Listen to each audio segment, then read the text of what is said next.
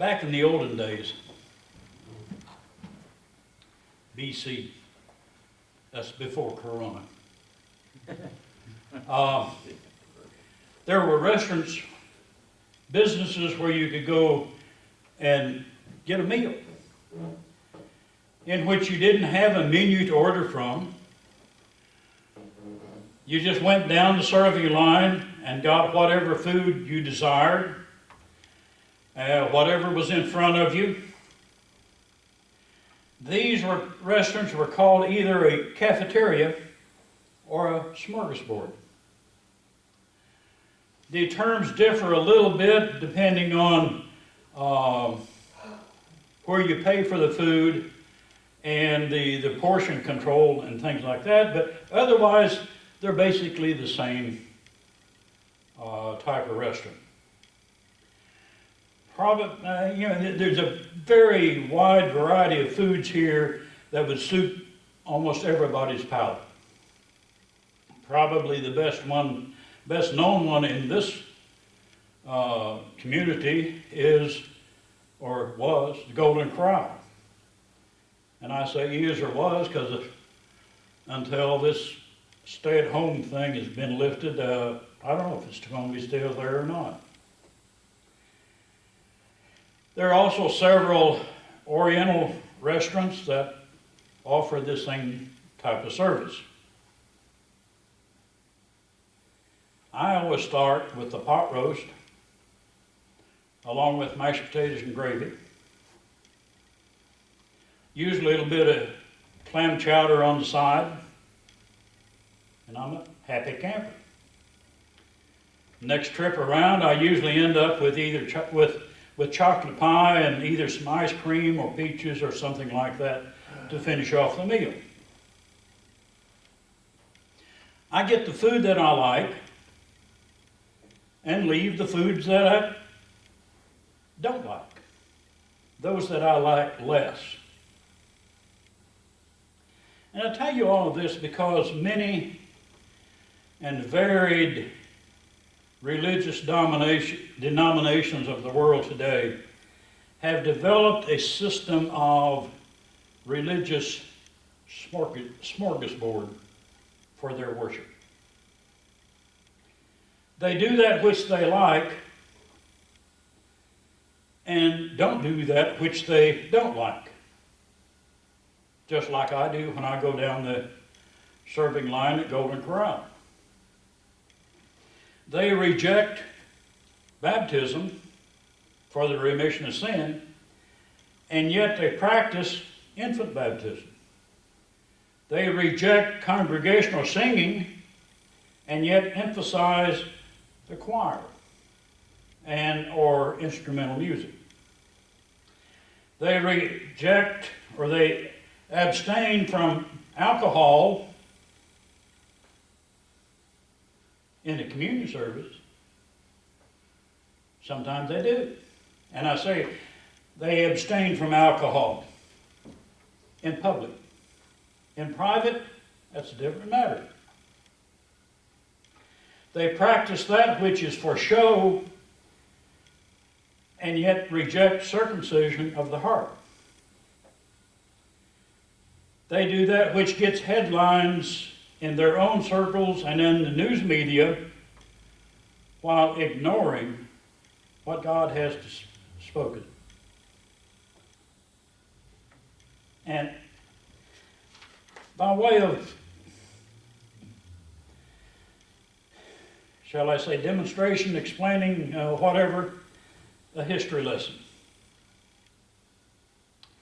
You are aware, I'm sure, that before the children of Israel went into the promised land, that God, through Moses, spoke to them about what they must do to live as he wanted them to live. They were told of the blessings that would follow if they did as he wished.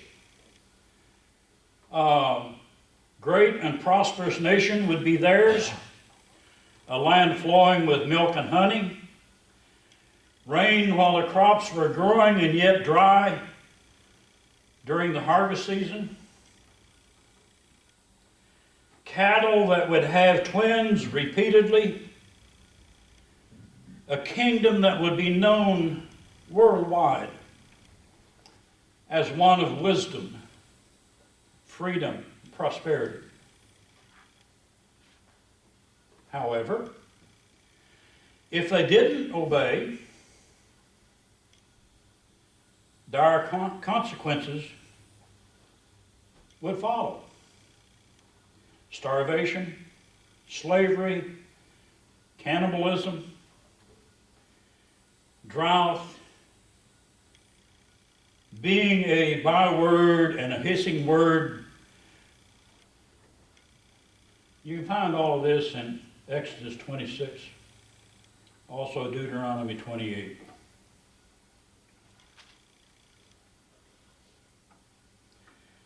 Exodus 31, 13 through 18.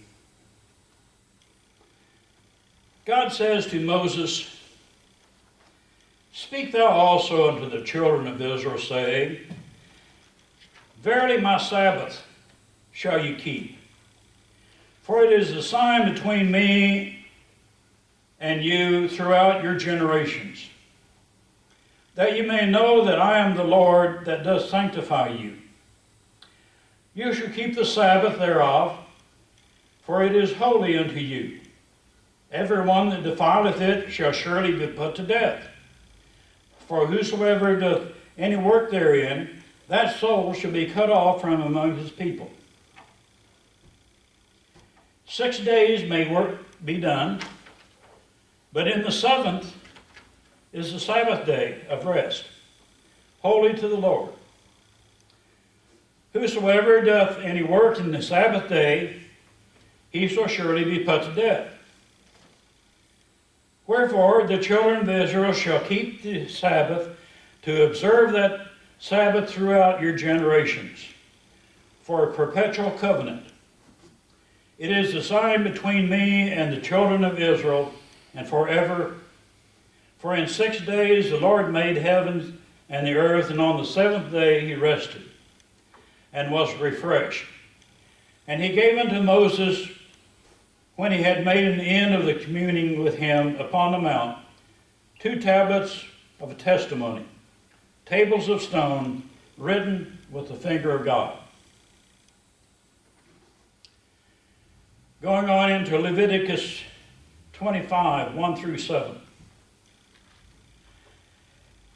And the Lord spake unto Moses on Mount Sinai, saying, Speak unto the children of Israel, and say unto them, When ye come into the land which I have given you, then shall the land be kept a Sabbath unto the Lord. 6 years thou shalt sow the field, and the 6 years thou shalt prune thy vineyards, and gather in the fruits thereof. But in the 7th year shall be the Sabbath of a rest unto the land, a Sabbath for the Lord. Thou shalt neither sow thy field, nor prune thy vineyards. That which groweth of its own accord, that which groweth of its own accord, thy harvest thou shalt not reap. Neither gather the grapes of thine vine, for it is a year of the rest of the land. And the Sabbath of the land shall be meat for you, for thee and for thy servant, and for thy maid, and for thy hired servant, and for thy stranger that sojourneth with thee, and for thy cattle, and for the beasts that are in thy land, shall all the increase thereof be meat. Dropping down to verse 20. And if you shall say, What shall we eat on the 7th year?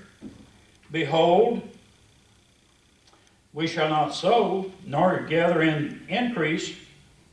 Then I will command my blessings upon you in the 6th year, and it shall bring forth fruit for 3 years. You shall sow the 8th year, and eat yet of the old fruit until the 9th. Until her fruits come in, you shall eat. of that old store.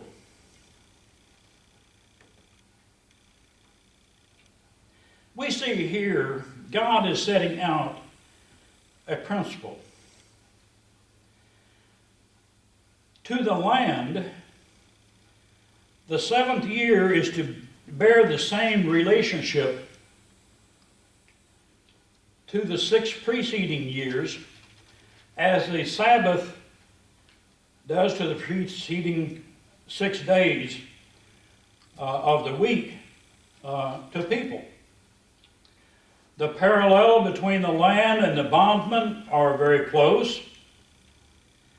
The divinely appointed seventh day of rest is to be kept holy. But they were to abstain from work. The land was to be left fallow. Now, you and I both know we cannot totally do nothing. There were meals to prepare. There were certain things that we had to do, getting up, getting dressed,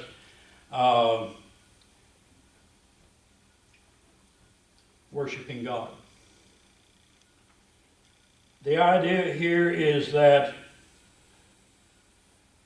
it was to be doing nothing that would require it to be its full strength.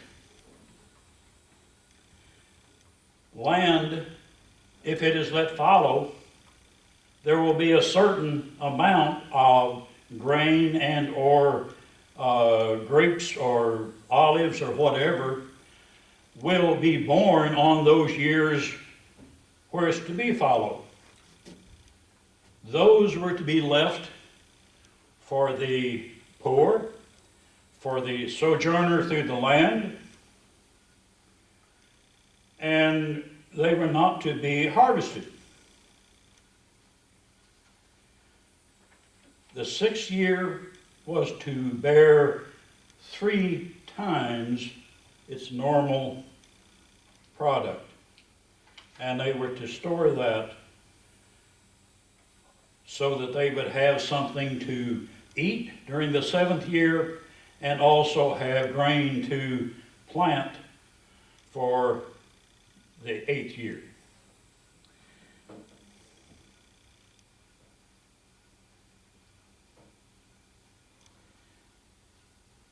Leviticus 25, 8.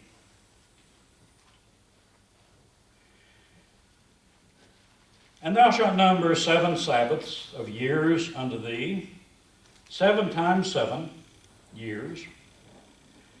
And the space of the 7th Sabbath of years shall be unto thee 49 years. Then shalt thou cause the trumpet of Jubilee to sound on the 10th day of the 7th month. In the day of atonement shall ye make the trumpet sound thereof in all the land. And you shall hallow the 50th year and proclaim liberty throughout. To the land unto its possessions, the inhabitants thereof, it shall be a jubilee unto you, and you shall return every man unto his possessions, and you shall return every man unto his family. The Jews were required, they were allowed to purchase land from neighbors. They were allowed, if a fellow Jew was poor, he could indenture himself as a servant to them. And on the year of Jubilee, all debts were canceled. The land was to return to its original owners. And Going on into Leviticus 25, verse 11. A jubilee shall that 50th year be unto you, and you shall not sow neither reap that which groweth of itself, nor gather in the grapes in it of thy vine undressed. For it is the Jubilee, and it shall be holy unto you. You shall eat the increase thereof out of the field, or you shall eat not the increase thereof out of the field.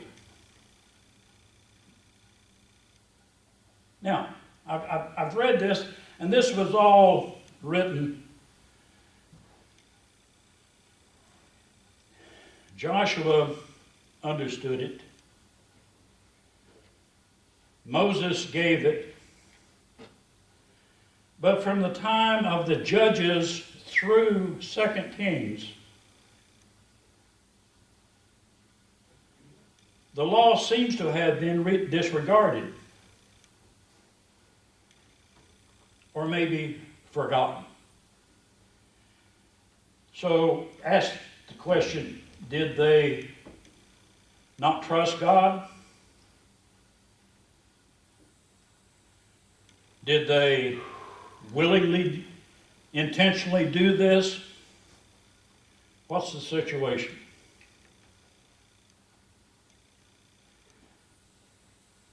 Leviticus 26, 32 through 35.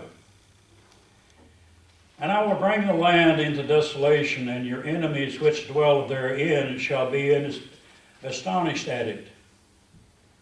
And I will scatter you among the heathen, and will draw out the sword after you, and the land shall be desolate, and your cities waste. Then shall the land enjoy her Sabbaths as long as it lieth desolate, and ye be in your enemy's land. Even then shall the Lord rest and enjoy her Sabbath. Even then shall the land enjoy her rest and enjoy her Sabbath. For as it lieth desolate, it shall rest, because it did not rest in your Sabbaths, when you dwelt upon it. The land also shall be left to them, and shall enjoy her Sabbaths while she lieth desolate.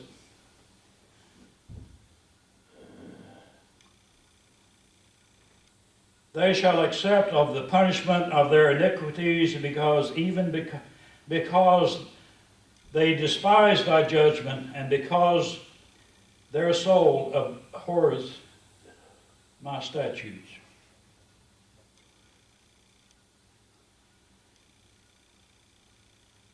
Here we have, let's go on one more. 2 Chronicles 36:21. To fulfill the word of the Lord by the mouth of Jeremiah, unto the land hath enjoyed her Sabbaths. For as long as she lay desolate, she kept Sabbath to fulfill 70 years.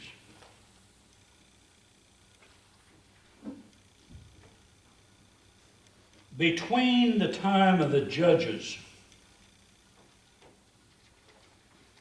and the time of the end of 2 Kings, there was no Sabbath for the land. There was no Sabbath kept. There is no record of a sabbatical year, a jubilee year, or anything like this. Jeremiah, writing about 800 years later, gives some great warnings.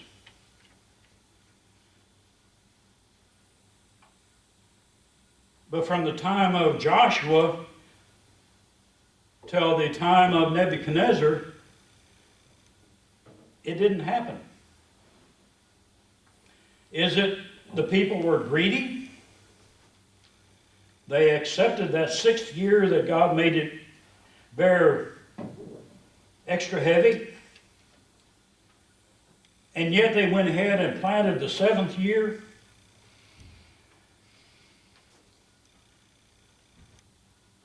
Were they ignoring God? Did they not trust Him? Disregarding God in any way, ignoring His commands, choosing to disregard them, whatever is, any way we look at it, it's a rebellion against God.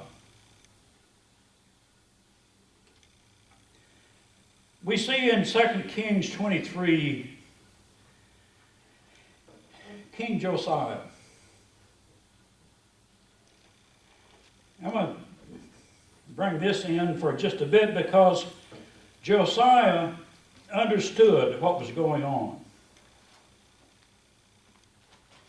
2 Kings 23, 21 and following. And the king, that's Josiah, commanded all the people, saying, Keep the Passover unto the Lord your God, as it is written in the book of the covenant. Surely there was no holding such a Passover for the days of the judges that judged Israel, nor in all the days of the kings of Israel, nor of the kings of Judah. Josiah had restored the Passover as God had directed. The first time it was done since the time of Joshua. Verse 23, But in the 18th year of King Josiah, this Passover was held before the Lord in Jerusalem. And 2 Chronicles 35, 1 through 19 give us the details of that. 2 Kings 23, 25, And like unto him was there no king before him, that turned to the Lord with all his heart, and with all his soul, and with all his might, according to all the laws of Moses. Neither after him arose there any like him. Notwithstanding, the Lord turned not from his fierceness of his great wrath, wherewith his anger was kindled against Judah, because of all the provocations that Manasseh had provoked him with. And the Lord said, I will restore Judah out of my sight. I will remove Judah out of my sight, as I have removed Israel. And I will cast off this city, Jerusalem, which I have chosen, and the house which I have said, my name shall be here.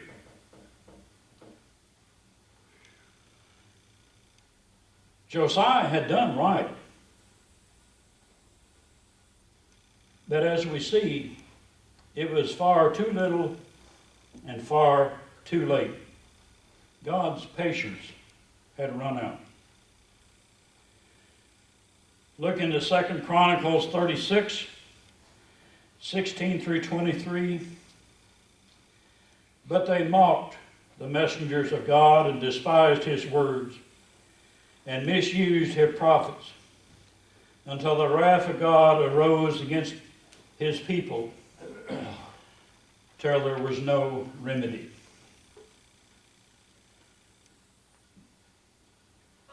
Therefore, he brought upon them the kings of the Chaldeans, who slew their young men with the sword in the house of the sanctuary, and had no compassion upon the men or maiden, old man, or him that stooped with age.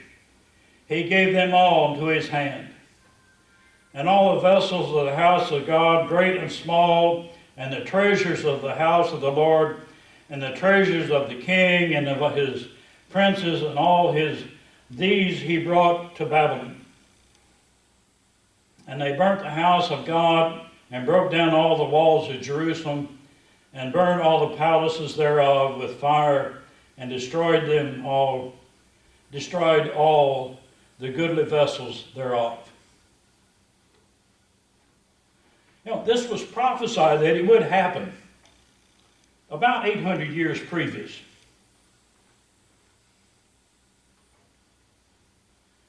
We can look at Deuteronomy 28 from verse 15 through verse, I believe it's 68. That's 43 verses of curses against Israel. Why? Because they chose to reject God. I'm not going to read them all. I'll let you do that in your own time. Just be aware that they chose to reject God. As such, God rejected them.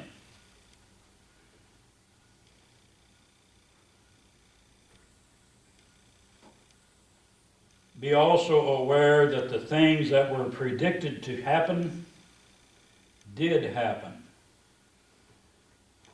Both at the time that Nebuchadnezzar destroyed Jerusalem, and again when the Romans did so in AD 70. These things all came to fruition almost word for word as it is written.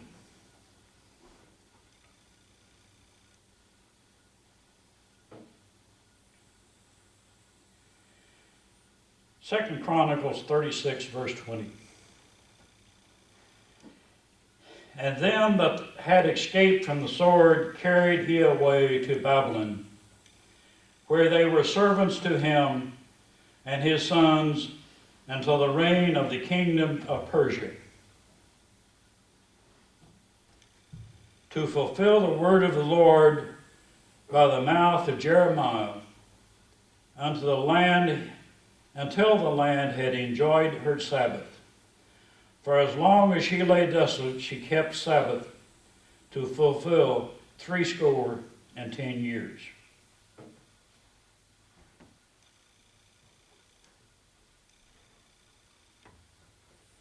Now in the first year of Cyrus, king of Persia, that the word of the Lord spoken by the mouth of Jeremiah might be accomplished, the Lord stirred up the spirit of Cyrus, king of Persia, that he made a proclamation throughout all his kingdom, and put it also in writing, saying, Thus saith Cyrus, king of Persia, all the kingdoms of the earth hath the Lord of heaven given unto me, and hath charged me to build him a house in Jerusalem, which is in Judah. Who is there among you of all his people? The Lord his God be with him, and let him go up.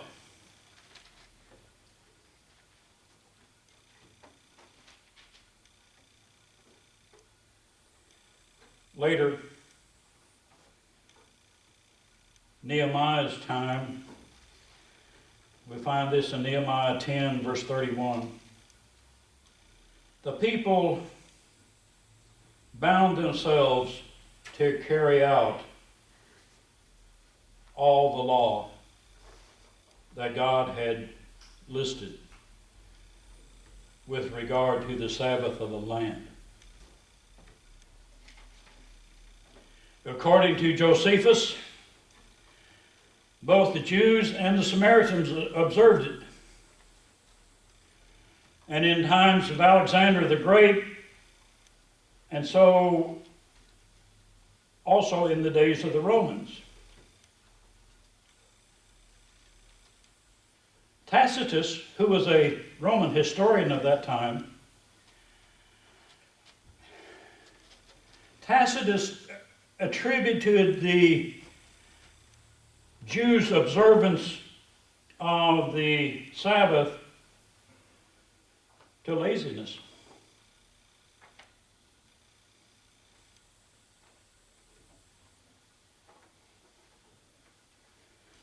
God knows.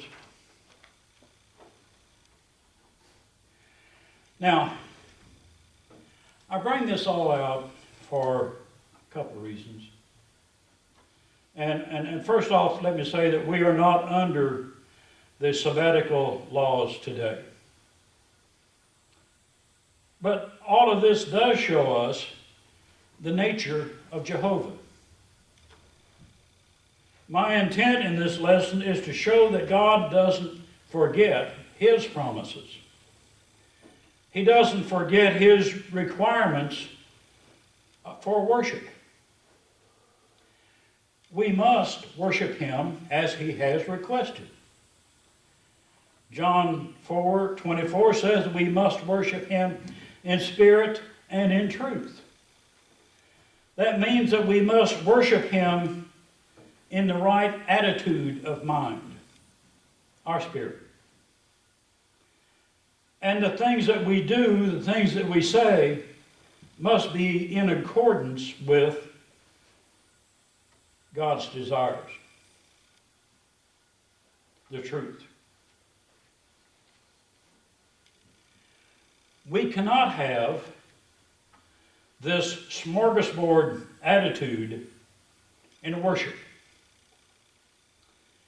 We saw in this lesson what happens when we fail to do what we're told. The Jews were put to a sword. They were in slavery. They endured many hardships, starvation, even to the point of eating their own children.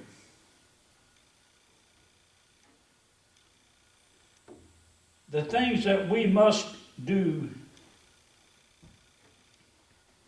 are what God has requested.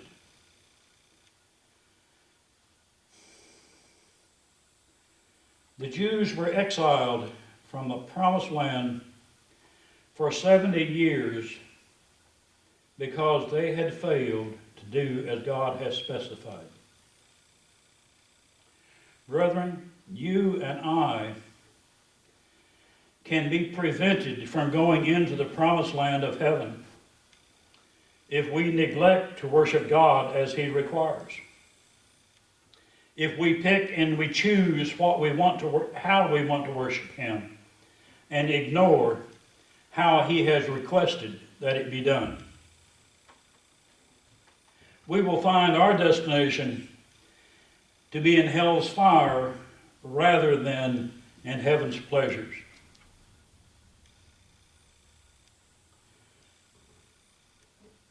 This lesson is maybe a little bit longer than my last one.